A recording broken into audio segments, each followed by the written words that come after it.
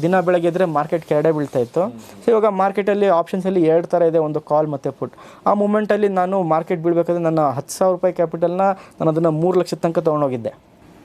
So ಈ 10,000ನ 3 ಲಕ್ಷದ ತನಕ ತೊಗೊಂಡೋಗಿದ್ದೆ. ಎಷ್ಟು ದಿನಗಳಲ್ಲಿ ಇದು? ಸೊ ಸರ್ ಅದು it is a less than a month sir, 1 month ಅಂತ ತಿಳ್ಕೊಳ್ಳಿ. ಓಕೆ. ಸೊ ನಾನು ಅಲ್ಲಿ ತನಕ ಎತ್ಕೊಂಡು ಹೋದಾದ್ಮೇಲೆ ನನ್ನ ಮೇಲೆ ನನಗೆ ನಂಬಿಕೆ ಬಂತು.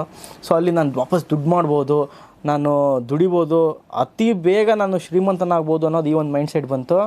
ಅಲ್ಲಿ ಗೊತ್ತಾಯಿತು ಇಲ್ಲಿ ಲಾಸ್ ಕೂಡ ಆಗುತ್ತೆ ಅಂತ ಅಂದ್ಬಿಟ್ಟು. That is when I faced the market.